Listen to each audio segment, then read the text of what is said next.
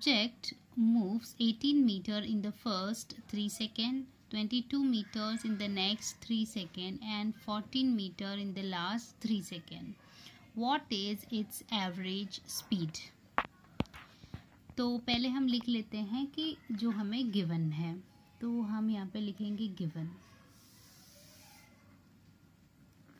यहाँ पे S1 जो है वो है हमारा 18 मीटर और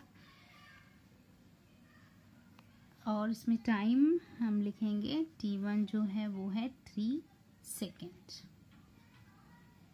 फिर S2 जो है वो दिया है 22 मीटर और T2 वो है 3 सेकेंड।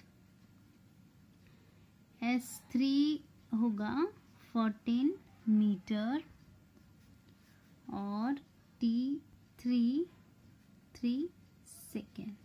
पूछा क्या है? Average speed. Average speed is equal to what? तो फिर एवरेज स्पीड का फॉर्मूला क्या है? Average speed is equal to total time upon, नहीं टोटल टाइम नहीं, टोटल डिस्टेंस कवर्ड आएगा।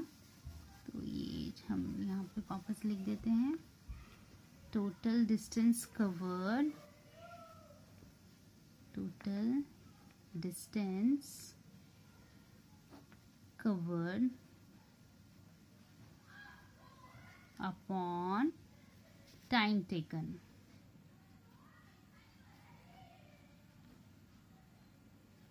तो टोटल डिस्टेंस कैसे हम फाइंड करेंगे? हम सारे डिस्टेंस को ऐड करेंगे। टाइम टेकन कैसे? 3 + 3 + 3, ये कितना हो जाएगा? ये हो जाएगा 4 + 2 6, 6 + 8 14, 4 इधर 2 3 4 1 5, हो जाएगा 5/9 6 मीटर पर second. Thank you. Mass 16 kilogram is moving with an acceleration of 3 meter per second square. Calculate the applied force. If the same force is applied on an object of mass 24 kilogram, how much will be the acceleration? पहले हम given लिख लेते हैं। तो यहाँ पे हम जैसे कि देख रहे हैं M1 जो है वो है 16 किलोग्राम और A1 है 3 मीटर पर सेकेंड स्क्वायर। F हमें नहीं पता, तो और M2 क्या है? M2 is 24 kilograms. A2 भी हमें नहीं पता।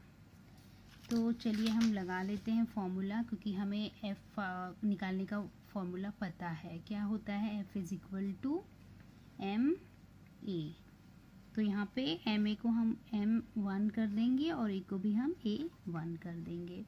तो A क्या दिया हुआ है? M1 क्या है? 16 और A क्या है? 3। तो ये हो जाएगा 16 3 × 48। तो F यहाँ पे हमारा आ जाता है FN मीन्स 48 न्यूटन। दूसरा हमें पूछता है कि व्हाट इज एक्सेलरेशन, और यहाँ पे ये भी बोला है कि जो फोर्स है वो सेम है, तो यहाँ पे भी फोर्स वही होगा, तो हम सेम फोर्स अप्लाई कर सकते हैं। तो M2A2 हो जाएगा और फोर्स की जगह पे हम यही वैल्यू फिर से लिख देंगे। तो ये 48 हो जाएगा और M2 हमें पता है 24 है। A2 हमें फाइंड करना है। A2 को अपनी जगह पे रखेंगे और इसको हम यहाँ पर ले जाएंगे। तो A2 हो जाएगा 48/24 which is 2 meter per second square.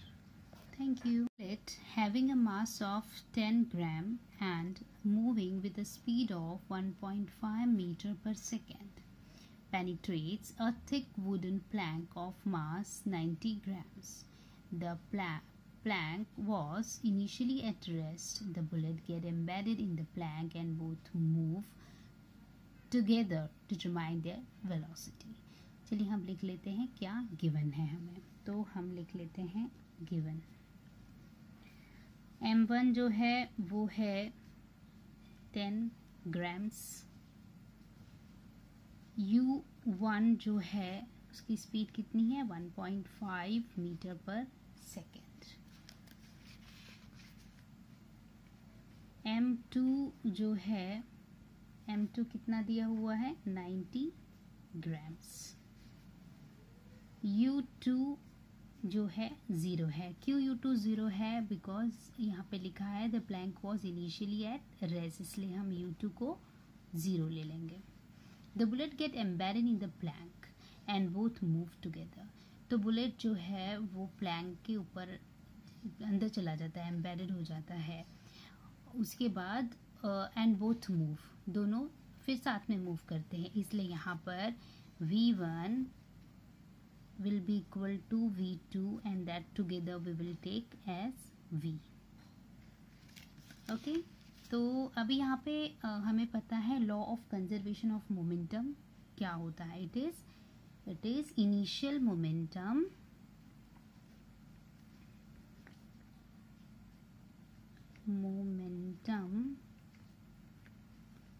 is equal to final momentum।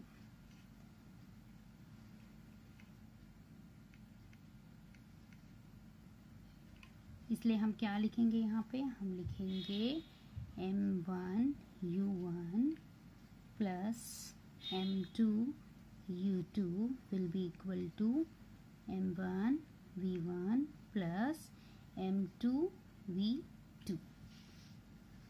Next step में हम क्या करेंगे, सारे वैल्यूज़ रखेंगे। 10 इंटू 1.5 प्लस M2 90 है और U2 0 है।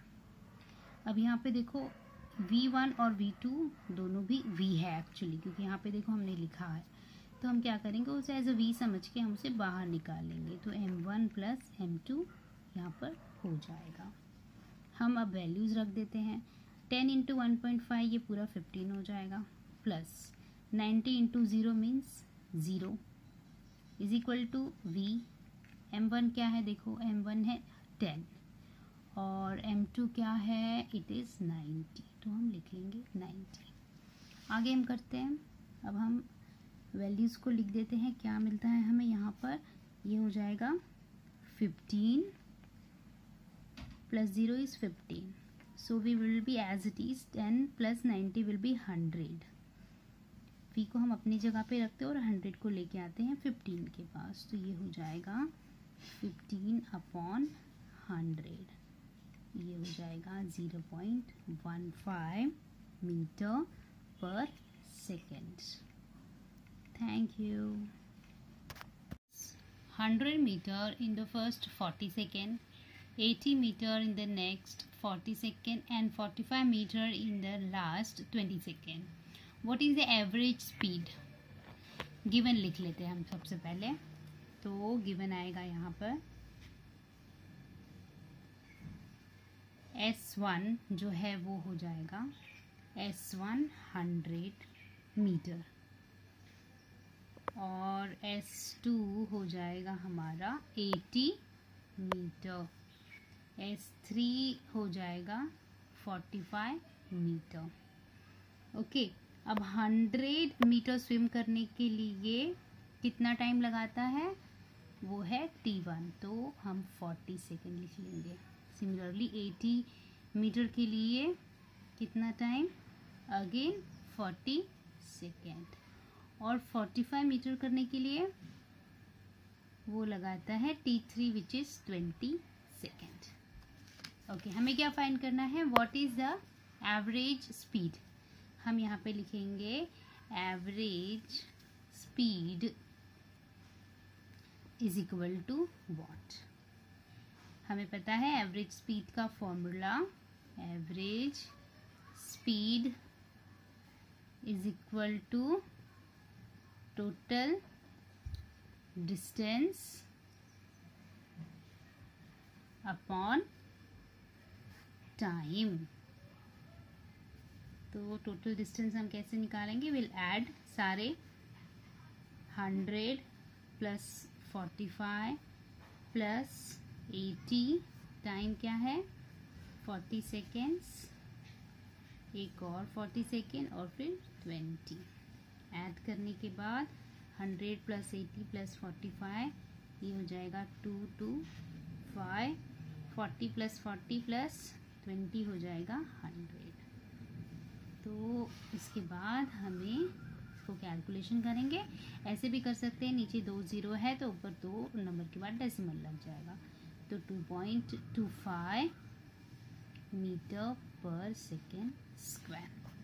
Thank you.